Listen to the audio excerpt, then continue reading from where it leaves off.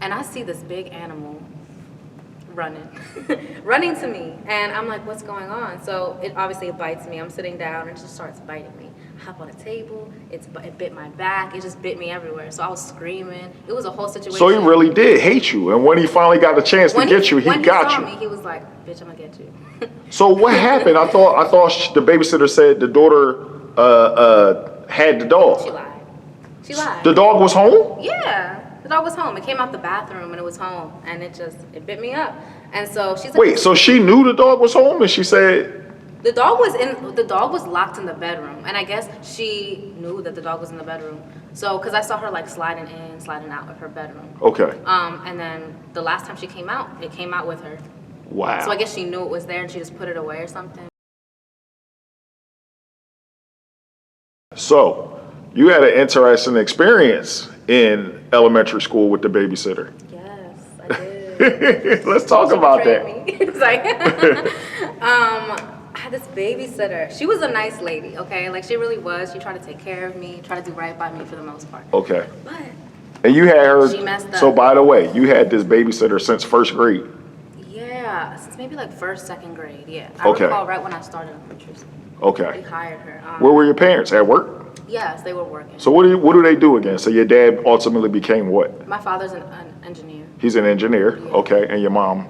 She was doing social work. Oh, So she really? went to school like for psychology and stuff. Yeah. Okay. She's like an advocate for like seniors, and she just always helps them. Got it. Find health care and things like that. So they were at work when you got out of school. Yes. So they got you a babysitter. Yes. Okay. Because I had brothers, but they were in school too. and Right, It just right. wasn't. Yeah. Got it. All right. So you got a babysitter. Got a babysitter. She would walk me from school home every day, and her dog was vicious. So we would go to my house every What type day. of dog does she have?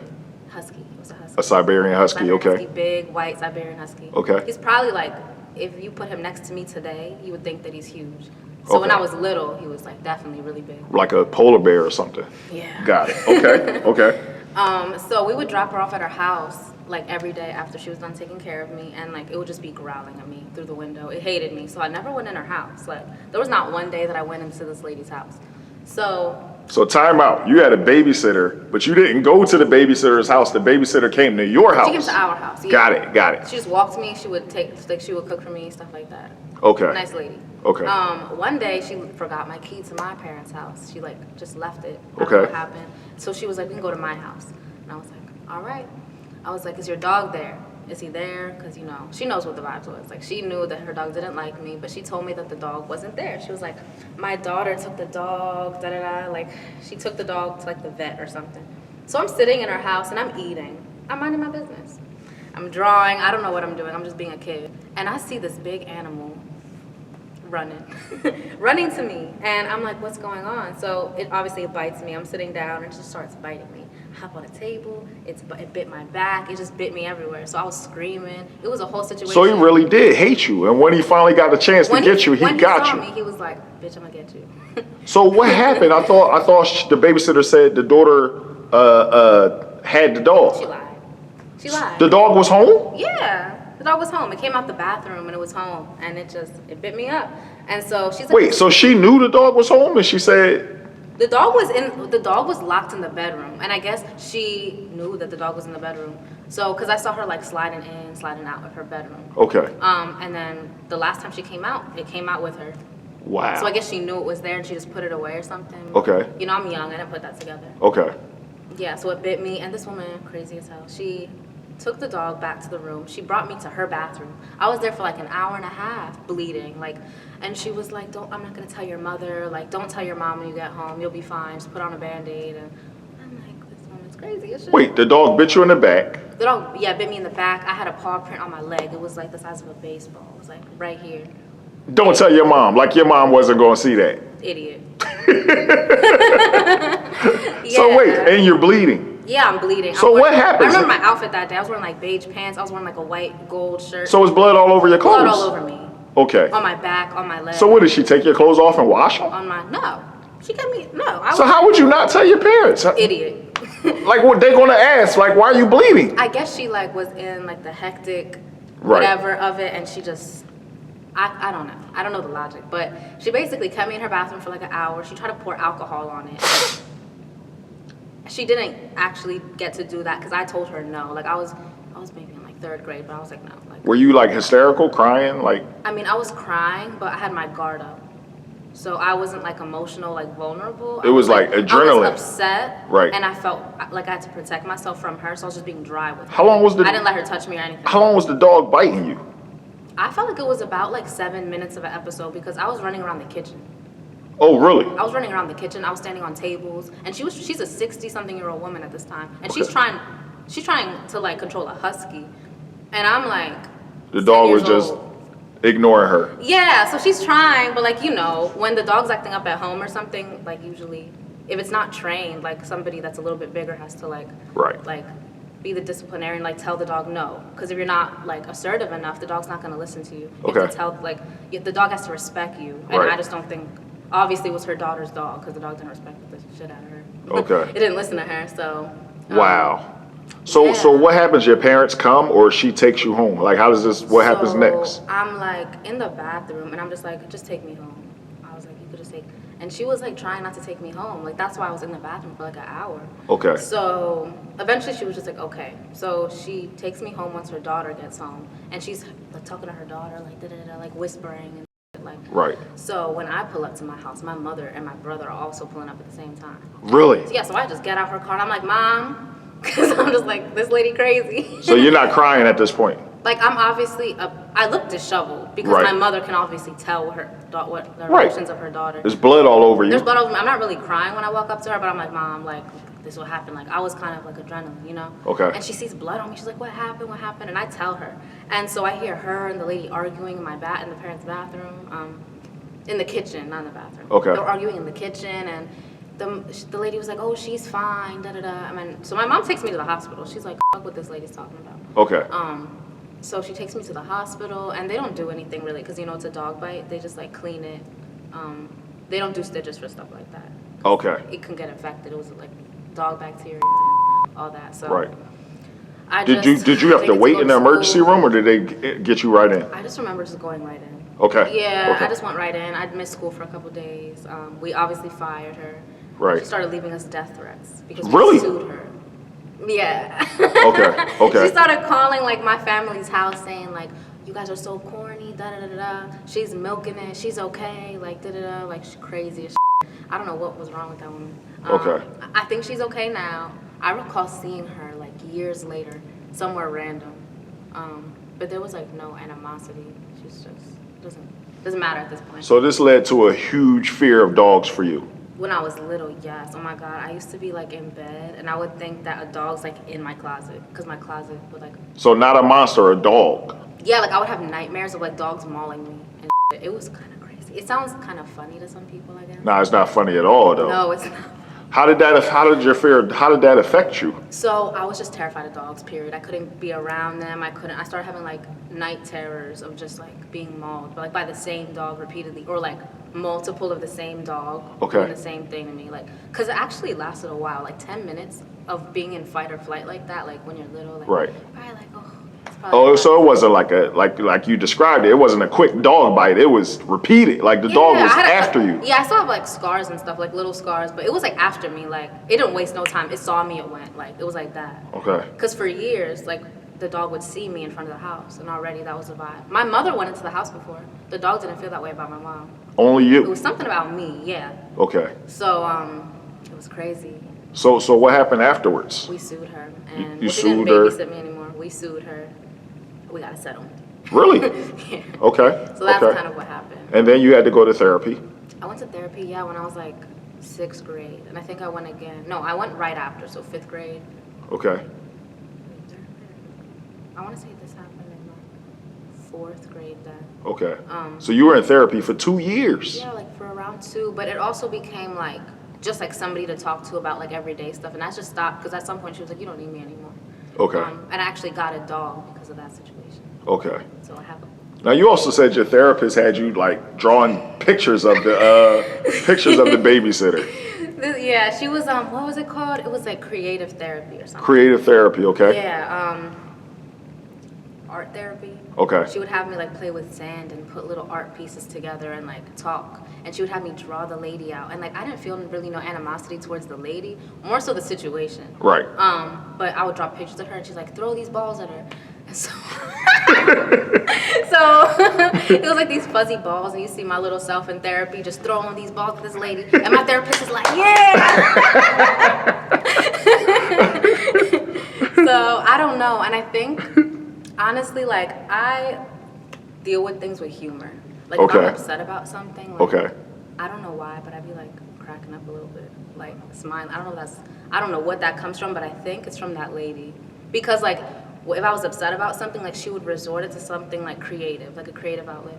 So now as an adult, I notice that if something's disturbing me emotionally, I resort to like I'm putting work into something. Either like I'm trying to like be creative to make money, or I go harder with my eyebrow stuff, or like I tend to focus on tasks like when I'm emotionally like disturbed, I guess. Okay. So being like, I guess seeing her when I was young and seeing her like in my formative years, like she kind of like taught me a little bit how to manage certain emotions. Really? Not like my parents didn't do that already, because like they have, I don't know, I just feel like all of like the teachings and like my therapist and things together structured how I process my emotions. Got it. And I feel like there's like a unique way in which I feel like I do that. That's an interesting, so that dog bite ultimately affected you for life. Basically, but in like a good way. And you're right, you met the therapist and she taught you how to channel certain emotions and stuff. Yeah, because like it's not like I think I was managing them poorly before, but I feel like it helped me see things, perceive certain things as I grew up a certain way as an adult. And just there's always like a solution for anything you might be feeling, and you shouldn't be acting on your emotional impulses for certain things. Like there's always a way that you can ground yourself, basically. She taught me that no matter what you're feeling, you can always ground yourself. Now what does that mean, ground yourself? Sometimes you gotta ground yourself, because you have your own energy as a person, and when you're surrounded by all these other people, everybody carries their own weight of what they went through as a child, like what they just went through last week. And so when you're interacting with people, you're picking up people's energy sometimes, and you need to make sure that you're at peace and you're able to bring yourself back to peace no matter what's going on around you. Okay. Like you need to make sure that you have like that some place to come back to. And for you take it to your task. I take it to my task, and I don't know, so I'm really into astrology. So I don't know if that's like my Capricorn placements, but that's like a very Capricorn thing to do. So Capricorn is what month, by the way? Capricorn is January. I'm a Sagittarius. Oh, wait, what? I got you. You did get me. I'm confused. Wait, Sagittarius is what month? December. December. Oh, okay. Okay, so do you know about birth charts? Not really. Birth charts, okay. Like, so, enlighten us. When's your birthday? In March. So you're Pisces. I'm an Aries. Okay, you're late March. Right, late March. Okay, so that's like your sun sign, that's your personality. But we have a sign for every planet, according to the time that we were born, the place that we were born, where the planets were at the time that we were born. Okay. And keep in mind, like I'm Christian, but I'm also very spiritual. So I keep in mind like all of these different forces and things that could have influence or have already have things mapped out. Interesting. You know what I mean? So a birth chart is like, it's like your social security for your zodiac. It's unique to just you. It's not just your sun, your personality. Like Mercury's communication, Venus is love, Mars is aggression, and like how you are sexually. Your moon is your emotions. So there's like a whole thing. But I have 5 Capricorn placements in the chart of like, you have like 8 placements. But here's what's confusing me. If you're a Sagittarius, how do you have Capricorn placements? So my sun is in Sag. My sun sign, my personality, how I go about things. When you talk to me, my vibe, like that's Sagittarius. Okay. Then my Mercury, Venus, love, communication, my Mars, the sex aggression, how I go about things, how I go get things. That's all in Capricorn for me in my chart. So you could have influences regardless of what your sun sign is.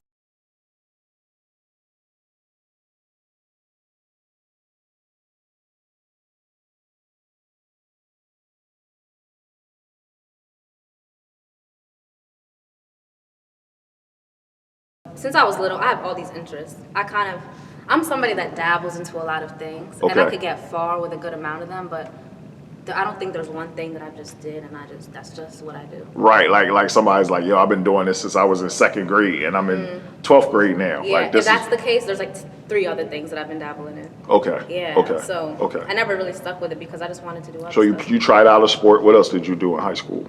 In high school, I tried out a sport. I got to know what career path I wanted to get on. Really? Yeah, when I was a sophomore, that's kind of how I found out about what I wanted to do. But looking back, Well, did you have a certain class? no, so one of my best friends, his mother suggested to me about speech pathology.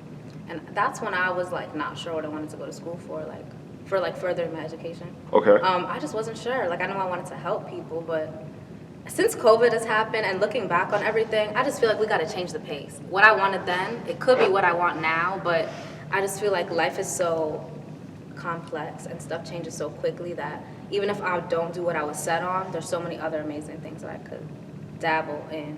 Okay. Because I do have 2 more years of schooling left to do.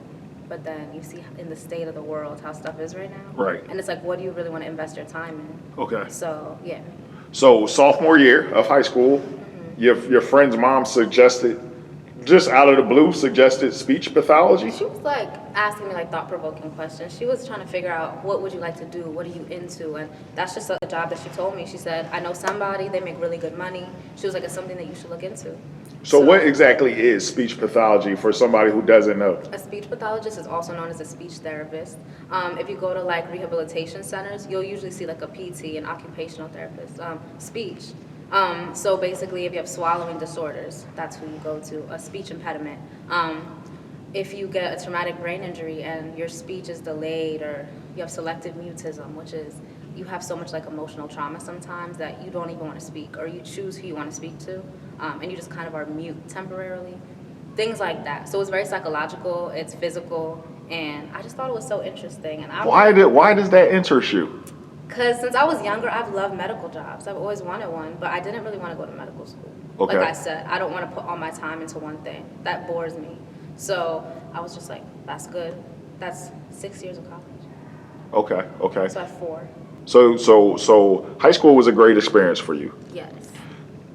What about boys? Were you concerned with boys, or did you, like, how did that work out? So Did you have relationships? Because I'm thinking, like, you know how, like, I've interviewed a lot of women who their dad wasn't really that present. Yes. And they've said that affected their relationship with men as they got older, because you allow more if you don't have that example that was set for you. There's certain boundaries that are hard for you to maintain if you're without one parent figure or the other, and it always manifests itself differently.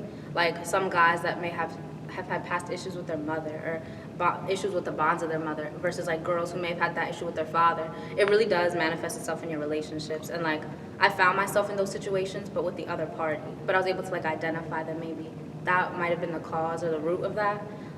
It could be insecurity. You could be seeking love in a way that really doesn't feed you, but it's like the kind of love that you're used to getting, so you're not really sure what to expect. Like you're seeking something and you're chasing something that you're not sure what it feels like. So you end up falling into things that aren't good for you, but you can't even see that it's not good for you. So let's talk about that. You grew up with both parents, and you grew up with your dad in the house and 2 older brothers. So it really like built me, like built my confidence. I knew exactly how I wanted to be treated, because both of my brothers have always shown me so much love. Like they treat me like a little princess, really. But they always tell me like, you need to watch this, you need to watch that, you need to be careful with this. And the way my father handled me as a child and through adulthood till now, it's just like no nonsense. Like nobody's gonna be messing with you, and you need to make sure that's nobody. Like you need to like. He just built my strength, and I just know what I want. And if I'm being treated a certain way, or if there's like a red flag, I might really like you, but I have to go. So let's talk about that. Did that turn a lot of guys off? Because like you know what you want, and you know what you require and what you demand. Did you lose relationships? Yeah, everything's trial and error though. I can't say every single time I was like, nope. Like I've definitely felt some type of way because maybe I let myself, maybe I gave it a little too much time. And so I had to like deal with certain things that maybe I wouldn't have dealt with if I just said nope every time. But I feel like overall in my whole relationships, I feel like I maintained my sense of autonomy for the most part. But there was definitely one relationship that probably like challenged me the most. Okay. But, yeah, having my brothers and my dad, and like my mother speaking into me like this feminine energy, how that should feel like. I just felt like I really never took nonsense from men. Older men. Okay. I don't know what it is, but definitely I know it comes from the way my father treats me. Now, being that your brothers were older and your dad was always there, Are you like naturally, do you have a preference? Like, are you attracted to older guys? Are you attracted to guys your age? Does it not matter? I feel like in my past relationships, I'm attracted to people that are my age, maybe a year older. I kind of dated a guy that was a little bit older than me, but we just really didn't connect. I felt like he was connected to me, but I just felt a big, like, disconnect. So we never dated, but we talked for a little bit. I tried it out a little bit. That didn't really work, but that's cool. Right. But I feel like mostly guys my age. I like somebody that's more like that I can relate to and that we could talk about a lot of things. It could manifest itself in any kind of age, but that's what it kind of has been. 24, 25, 23. Okay. On a scale of 1 to 10, with 1 being the worst ever and 10 being the best possible, how would you personally rate your childhood? Say solid 9. A solid 9. Solid 9. Do you have a favorite childhood day or time period that, if you could, you would like to go back to? So I definitely I have a few. Okay. So centered around family, Right. I would say like the very last family vacation we've all went on. Where was it to? Somewhere in Virginia, I think. Okay. Yeah, it was like all 5 of us. I was young, like it's probably like, I feel like everybody has like dysfunctional family times, like for a certain amount of months or years, however it may be. Like whatever's going on is kind of not the best. For some families, period. Yeah, for every family period, like every family period. So like it was just a good time. Like I was younger, my brothers were both living at the house still. We just went on vacation. It was a very relaxing family situation. Okay. I was also blessed to be able to go on like mission trips, like with my church. Okay. When I was younger, like we went to New York, we went to Canada, we went to North Carolina. So I would be going on these trips with these kids from all different parts of the country, and I would meet people, and it would be fun. Like we would sneak out and stuff. It was like a church trip, but we would do our jobs during the day. But my friends and I would always have fun. So Okay. I was blessed to be able to even travel being young and also being able to like do things for people. We volunteered at a sexual assault place, basically just talking to children and survivors of sexual abuse. We volunteered at like a shelter where some women and children were living at. Right. Just to like fix up their place and do stuff like that. Okay. Went to like trailer parks and helped fix their stuff, like stuff like that. Interesting. So I feel like giving makes me feel good. Okay. Which is a perfect segue into the next question. Is there anything anything else that you haven't already mentioned that occurred in your childhood that you feel affected your life forever, either negatively or positively? Now you had mentioned Nurse Joy. Nurse Joy, I love Nurse Joy. So Where do you know Nurse Joy from? Cherry Hill East. Oh, she was a teacher? Oh, the actual nurse, the school Yeah, nurse. she's a school nurse. Okay. So she's the best. So basically, math class. If I was in math class, I was gonna go to the nurse's office at some point. Got it. My stomach hurts. Like I have a headache. Like I just hated math class. So sometimes I would go to her and I would just talk to her. If I wasn't feeling well, I know she would take care of me. And I started getting into eyebrows and beauty fairly early into high school. So How did that happen? I don't know. I feel like I've always kind of liked to take care of myself. And like I've always paid attention to detail. I like to draw. I feel like I'm an artist overall. So something about eyebrows. Who's the first eyebrows you ever did? Myself. Yours. I was in the nurse's office one day and I was just plucking my eyebrows and I did them and I sat down and I started getting compliments on my eyebrows and I'm like, thank you. I was just doing my maintenance, Right. And so I had this one girl and she was like, can you do my eyebrows? And I'm like, sure, yeah. I'll go to the sink, I'll wash it. I should have been sterilizing stuff. I'm like washing the tweezers, washing the scissors with like soap and shit. And I started doing eyebrows in the nurse's office. Really? So I did hers, she loved it. She told her friend, I did her friends. And then it just became a thing. Like, So it happened organically. yeah. And we'd be in school and stuff, and the girl's like, oh, can you touch up? I have like a unibrow. And I'd be like, okay, meet me in the nurse's office. So I go to nurse's office, and Nurse Joy would kind of just turn her blind eye or whatever. Right. It's like, I know you guys are in here, but I don't know you guys are in here. Right. Yeah, she had to do her job, tell me that, well, you gotta go back to class. But that's really where it started. So it became like boys, girls, everybody. You were doing boys' eyebrows? Yep, I remember the first. Boys were coming to you asking you to do their eyebrows? One of my first 5 people was a boy.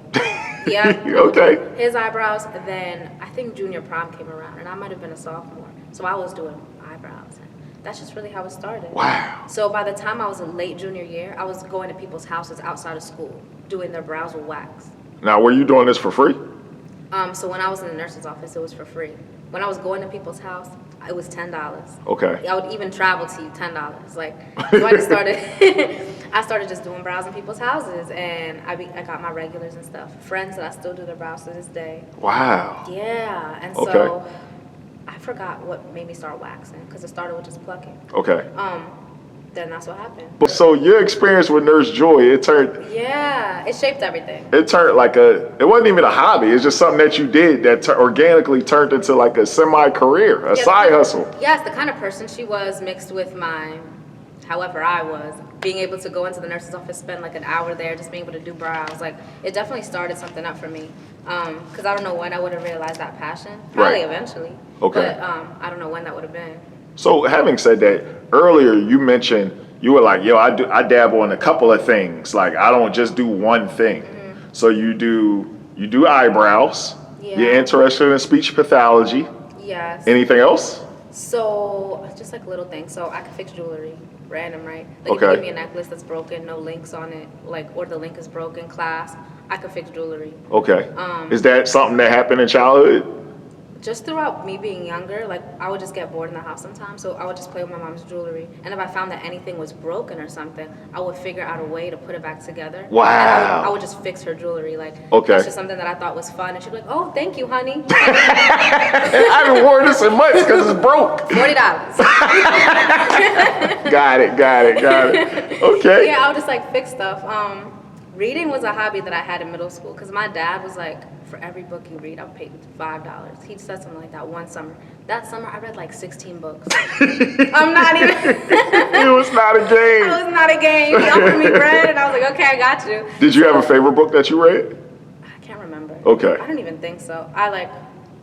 The Hate You Give was a great book. The Hate You Give, okay. That was a movie, actually. Okay. Police brutality, yeah. Growing up in like a certain kind of area, dealing with things and that book, I could see the movie in my head. A couple years later, the movie actually came out, and it was such a good movie. Okay. But he was like, write down a summary of each of them. I want to see it. And I got paid that summer. So your dad made you do a book report per book? Per book. Okay. And I got paid, so I was like, okay. Your parents were actively involved. Yes. Like they were making you learn without saying you're being forced to learn. Like something like that, that's like, yo. Yeah, my dad was a little forceful, but he had his ways. Right. He had his ways, and I would be able to there were certain ways that I was receptive to. And if I wasn't, I was always open with my parents. Like, I don't like when you said this. Right. I don't like being spoken to like that. Okay. And they would do the same with, it's just open communication. Interesting. I could sew a little bit. So when I was in high school, my friend, her leggings just ripped in the worst part you could think of. Okay. And so she was like, oh, what am I going to do? She didn't have a change of pants that day. So I was like, I could sew. Because I would I would sew pictures with color, on paper towels when I was younger. Explain.